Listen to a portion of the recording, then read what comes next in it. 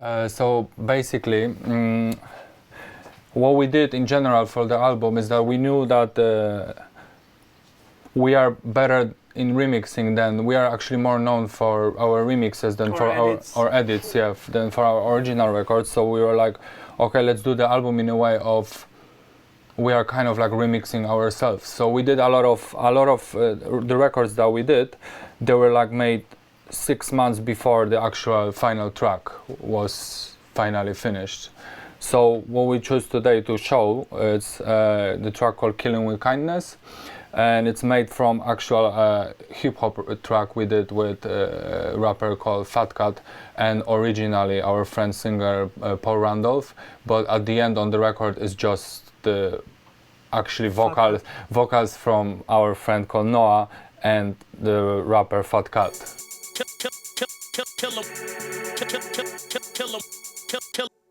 Kill 'em with kindness. First of all, there's this track recorded with Paul Randolph and with Fat Cat. It's just like a classic, like a like a rap record. No matter what you do, just know it's still love.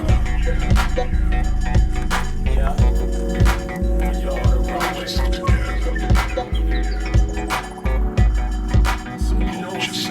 Don't trip, I'm here to spread love, the force is with you. Soon as you hear the beat, the spirit of joy hits you.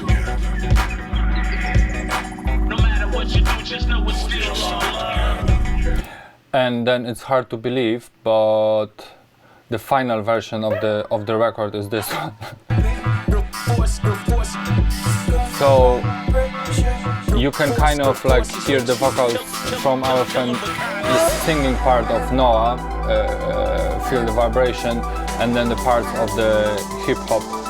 And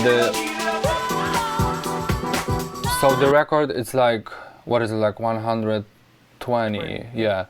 And then the final record that we wanted to do, we decided to go, it sounds pretty weird, but it's supposed to be like a rave version of soul record. So we just heard the hip hop part, and then another record that was made before the final version was kind of like a R&B record with the good vibration vocal, which is this. It feels like a so that's the vocal that we later speed up.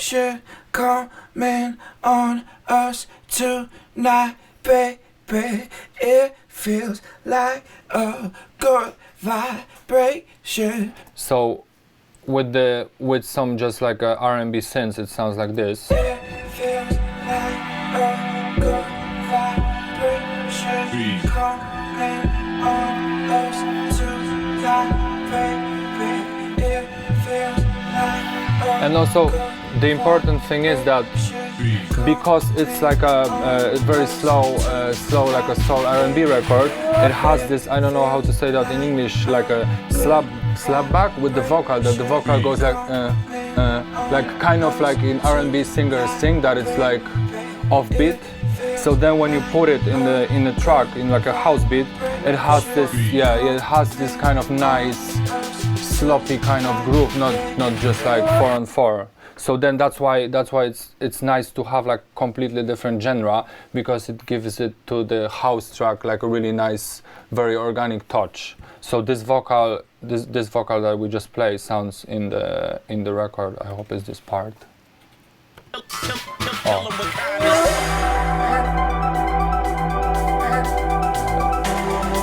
Wait, I think it's here. Oh.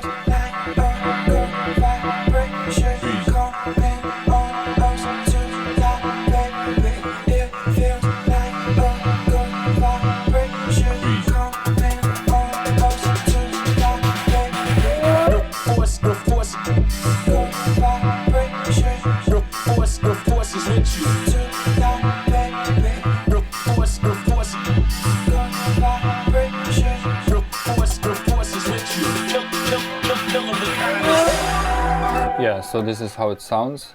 And then also to make this, we also took just like all the drums from another record that we did that we tested a few times in the club and it never worked out. So the drums are just from this.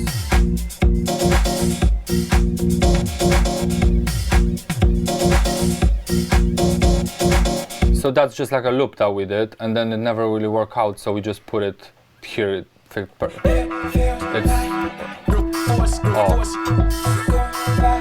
it's you can hear the hi-hats a bit, like, so there's like in the record it's like disco hi-hats, R&B, I don't know, like R&B, what is it, like pad or something, and vocals, then hip-hop vocal, and then just like just this kind of really silly, to be honest, beat, which is just like kind of like from trance music from the 90s. So that was like that was our idea, to make this record really sound kind of odd. So let's now go to the final record, Killing with Kindness, and obviously we use a lot of sidechain on everything nowadays, and sometimes we just run like a silent kick, but I think in this record we actually just like mute in and out the kick. And because this is just an album version, we weirdly made the, wait, I will just solo the kick. The kick is actually like, we made it sound muffled, so it has like reverb on it and everything, but then we filter everything, and then after the main breakdown we open everything again. So the beginning sounds much more gently, and then this is the beginning with the kick muffled. So it helps the vocal, and the synth stands out, like it's making it kind of sound like more like R&B. And then after the second break, it would sound like this. Kill 'em with kindness.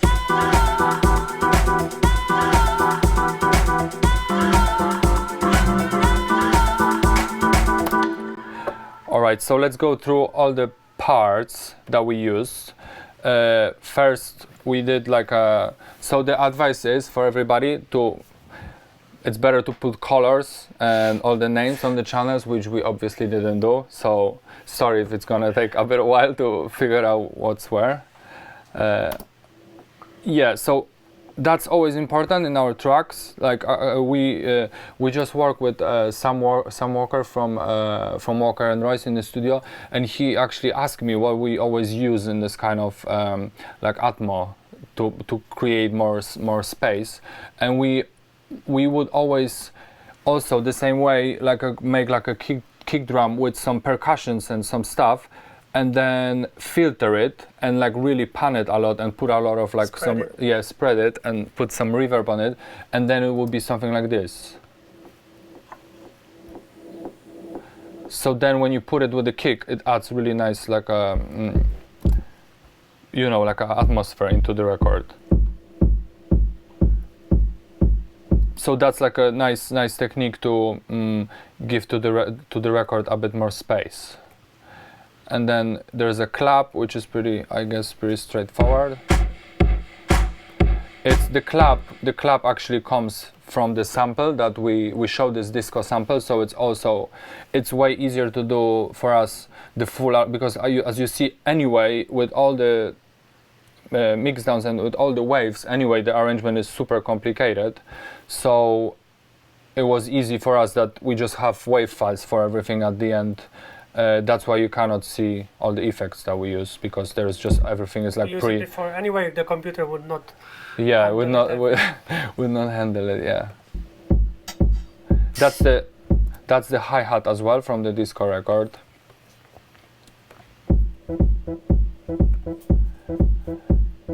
And this is also just to give it a bit bounce, just like a really simple sample with just a bit of filter on it. And then we sampled this record. I don't know if some of the people might know that record too. So this gives more like idiotic character to the drums. Yeah, so it's also even without like any effect on it, because then if you have, that's I think another advice, that if you have a lot of effects on everything, then you should definitely put some stuff on mono, because to give it to make it totally opposite. So then you can have much more wider mix.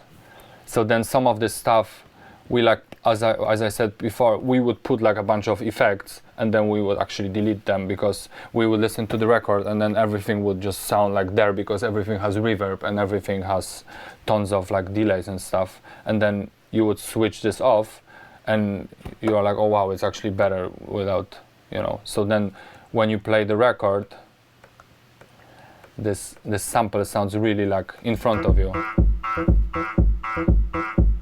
And then the Atmo kind of like effects. Spread. Yeah, spread. It's kind of like, you know, there.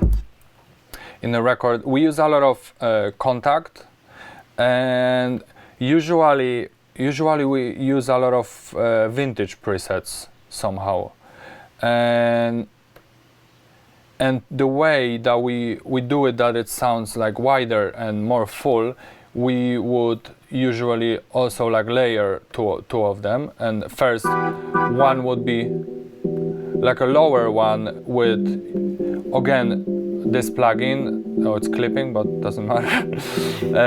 To give it more space and delay, you know, without it, it just sounds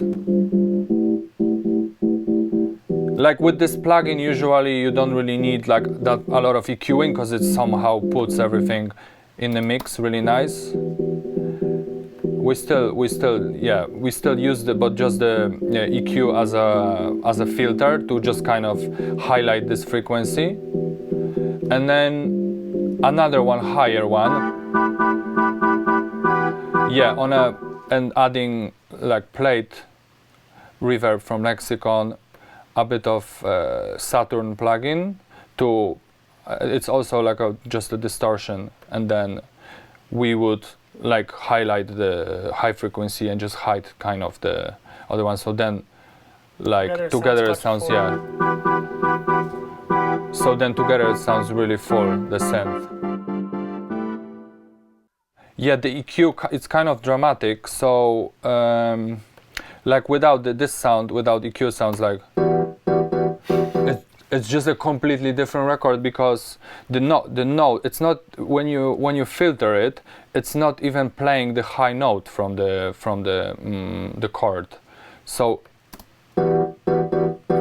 there's this texture in it which we really didn't want. We just wanted to sound nice and clean. So when you put it like that, it just plays completely like a smaller chord, yeah. And then with it, you just put it in the mix, and then the higher one, without the EQ and without the distortion. This one is actually not changing that much, but then when you add this, it's like even highlighting, making it more brighter. Then this is just like a reverb, and then this actually put, because we noticed that when we put the keys, it's the same chord but just higher. Sometimes this kind of texture of the chord sounds completely different when it's one octave higher. So when you like the chord, but when you don't like the texture in it, you can check the octaves, and then filter it and then put another one on it to create something completely different. Yeah, the sound that you want. So then yeah, at the end it's pretty solid chord. Okay, this sound is pretty good to talk about, and it's just the first bassline preset from, what is it, Korg R3. I asked Gregory everything because I don't know any names of nothing. Yeah, so, and I don't really, yeah, we didn't use any effect on it except just like side compression. This synth is our secret weapon. Yeah. Justin Martin showed it to us because he used vocoder in this synth, and like this bassline is just like, when you put it loud, it's amazing. And then all this stuff. Oh. Yeah, this is also the recorded on Korg. Yeah, we were using this synth a lot. Yeah. When we were doing this album. It's not that expensive. No? Yeah, and the thing is, as you might notice already, we work a lot on presets. It's kind of like wrong, but whatever. you know, we use a lot of presets for vocals, and then we like this Korg instrument because everything you play just sounds directly like in a mix. So maybe it's because for many years we couldn't really like afford solid software when at the beginning, so we would use a lot of samples making music in like Magic's Music Maker. So so that we are like used to just having everything sounds kind of with effects already. I played this vocal before. This vocal before, it's sounds like this. It feels like a good vibration coming on us tonight, baby. And it was recorded to I don't even have those drums anymore. But anyway, it's recorded to just like a 90 BPM drums. So it took us like a lot of work to like make the warp doesn't sound that bad and fit it in the track, but It feels like a good vibration. it still has some mistakes actually in it, but we left it because it actually sounds, You can't hear it that yeah, much. yeah, we like those kind of odd sounds and odd sampling, so if you play it, it still has this, oh, Feels like a good vibration. you can hear it, yeah, That was it's a lot of wrong, work. it's wrong, but we like already warp it before and then put it here in it with it, and then use more or less, I guess, the same EQ like on the hip hop vocal. So we would use just C4 and then again CLA, but from CLA this time we used like reverb large, and then just ping pong delay from Ableton, and then this fella that is just adding a bit of delay, another delay, and then let's see how it sounds without those effects. It feels like a good vibration coming on us. It's a bit like, Because we And were then changing with- the sound a bit. yeah, before. yeah. So when you warp the vocal, it's not even vocal, but in general in Ableton everything, it's always important to kind of go through all of the different warp options. Yeah, thanks.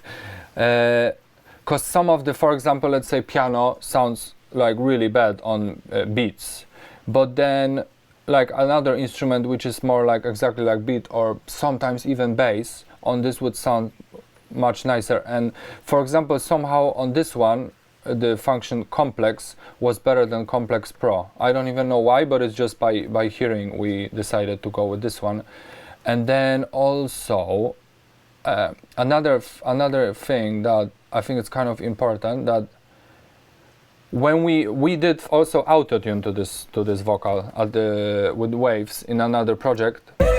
To fit Sorry. it to our sound. To Yeah, the new one. yeah, exactly. Because also It feels like when you good slow down when vocal is slower, it's kind of on us easier to hear to some mistakes of singing.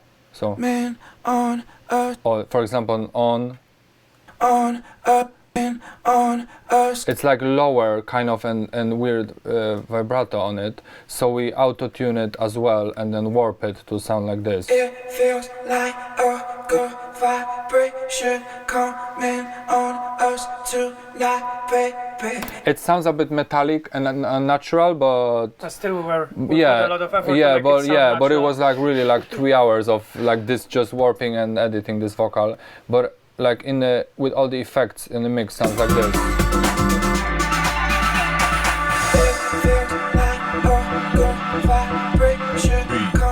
And this little bit which is like root, it's on the kick, so you don't really hear it that much, I guess.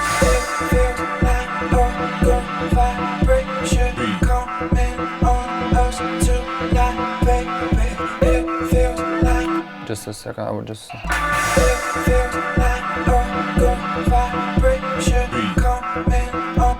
Oh, and this part as well, B, it's also because there's so many effects on all the other vocals, we just put this one on mono without anything else, so it's like oddly standing out from the mix, which we really like.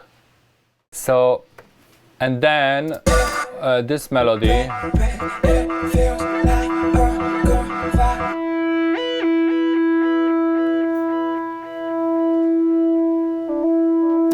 It's recorded on this Nord lead because it's good for those kind of top lines. That's why we we mostly own those kind of instruments, like the closest instrument that are on the desks are. This one is really good for top lines as well. We changed it with the cork for the album. Yeah. Like for during the album we had the cork R3 here just to play like, oh, we need like a lead sound, bam, and that would be already with the effects and everything. So we don't really need to think that much like, oh, this lead is good, but then it's like, okay, fuck it, much faster. Like working with the samples. And then this one as well, like we would need like a small melody, and so this lead we just did on cork. And this Nord lead sounds really good. Yeah. To add some sounds on top because it's the stage instrument. So yeah. It's like, we were thinking to buy another one, but for the album we needed definitely this one. Exactly. So it just has like frequencies adjusted that you can somehow like fit on top of this. It's always nice. And sounds good. And then and I forgot to talk about the main chord actually, that it's from the beginning. It's playing from the beginning here.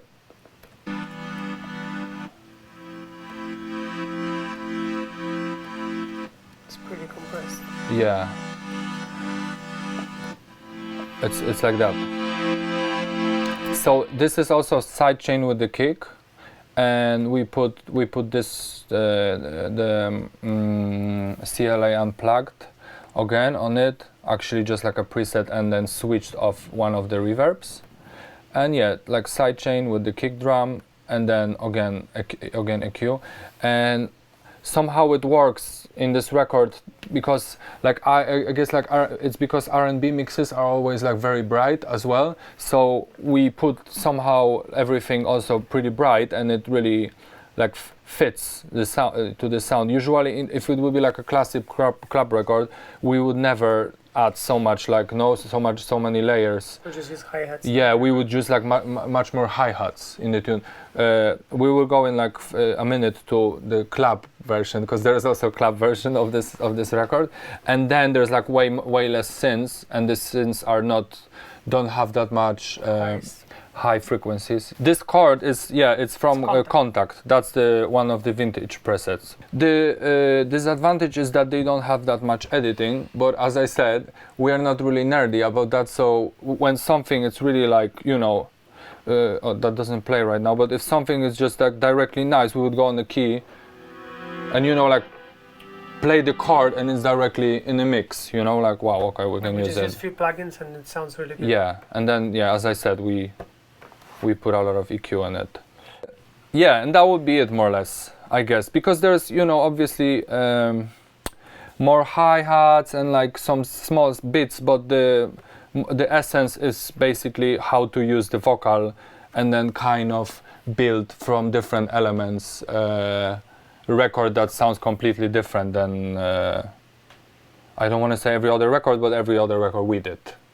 Okay, and the last and final element of the puzzle is the club edit of the album edit, made out of all this edits. Yeah. All those parts, yeah. So the thing is that when we already had like this hip hop record, the R&B record, and then the album version, we just sit in the studio and we're like, well, the kick that we did and all the arrangement in the album version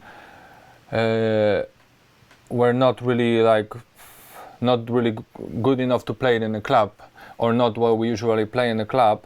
So we decided to just really make a really quick club edit. We definitely use like techniques from the other. For example, this one, I think actually this one was we were doing like a club record, and then we made a loop, and then we were like, oh wow, this would fit with the album version. Let's take some samples and let's try it. And so first of all, like, even if you just listen just the drums, you can directly tell that the difference.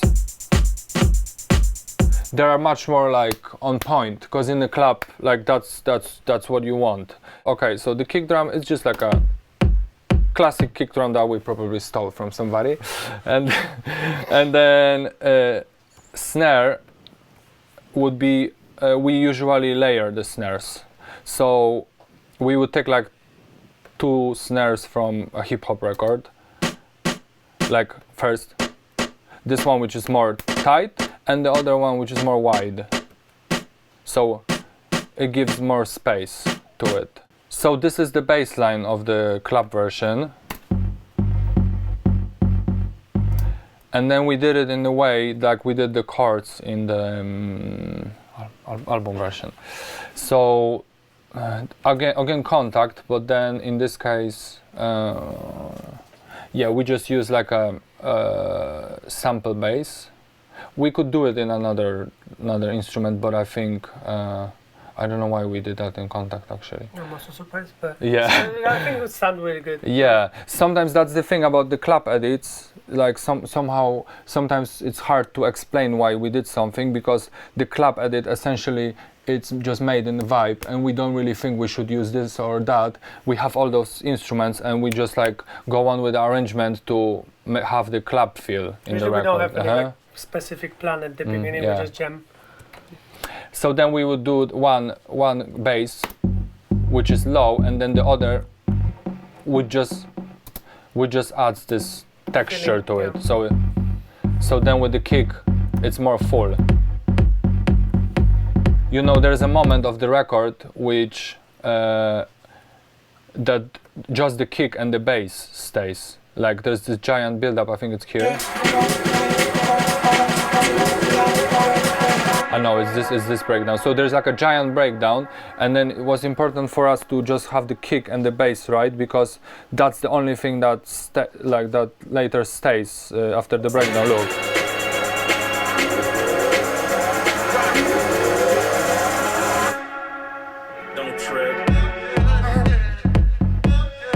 So then we just played that like in Ushuaia last week for like 10,000 people, and it's still there. So that's like the essence of the record, this bass line, and then with the snare, we mostly spend most of the time just fitting like snare, kick drum, bass, and this chord. So everything is made from samples in this one, more or less. We definitely strip back, and we don't use that much synths, because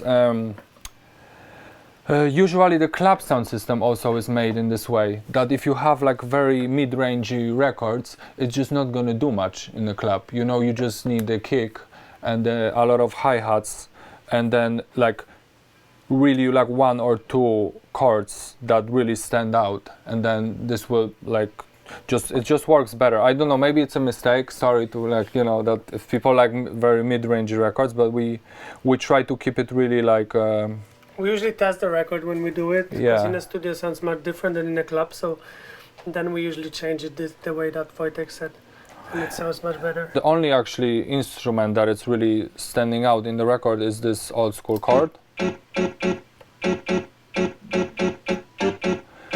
And then again we would, I think wait, let's play the sample by itself. Just a second. Yeah, so it's this one. Oh, it's this one. It's like a soul to soul chord. So then we just took the first note, and again did the same thing with filtering. Like one has more highs and the other one has more low. To layer it. Layer it, and then it's. And you see again here there is like a reverb open, but we switched it off at the end, because, as I said, we always put like tons of effects, and then at the end would just use 1 or 2, or in the vocal. The vocal is the only difference, that we finish up having like 12 or something. yeah. Definitely, when you sit like many hours and then you finish, you go for a walk to the park. We have a nice park here. We come back, we play it again, and it sounds like, oh my god, we need to turn those effects off, and it sounds much better. Especially if you make the like the club, the album version, like we've been like making the composition and everything for hours, those chords, and trying to fit like one layer after another, and then you can just get stuck. So it's better just to stop and then even like start to do this from and then come back to the album version. So what we usually would do is we usually somehow all our records have around like the club records have around like 6:30, because when we play usually we play like from between 3 to 4 minutes of each record. So no, something like that. Yeah. Something sometimes less, maybe. So the arrangement here is much different Yeah, than so- the arrangement on the album version. And Yeah, so we would put just arrange in really quick, like 4.5 minutes without the beginning and without the end, and then we would just mess around with it. So because, for example, this breakdown that it's at the end of the record, it's just so time consuming to make it really like build and then put it right, that it's better to do it at the end and when the track is more or less done, because you know, like if you sit for like really loud with the siren sound and then with like effects for like 2 hours trying to build it, you really don't want to come back and, you know, like, okay, let's do arrangement now, because you already like want to have a coffee. So yeah, the difference between arrangement of the album version and of this one is that we are trying to make always the club versions really like DJ friendly. So then we would start this one. We wanted to specifically do that it's nice if you open a set, so it's like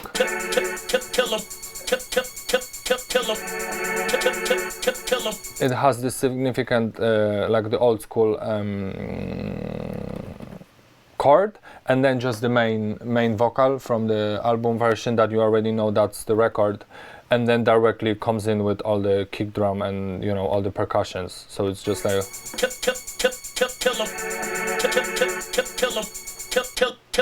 kill 'em with kindness. yeah, and basically the difference between the album version, the arrangement, and this one is that it just has like all the elements that it's easy to mix. There's way less mid-range, the vocal stands out much more, and there's just much more hi-hats basically, and, you know, percussions in general.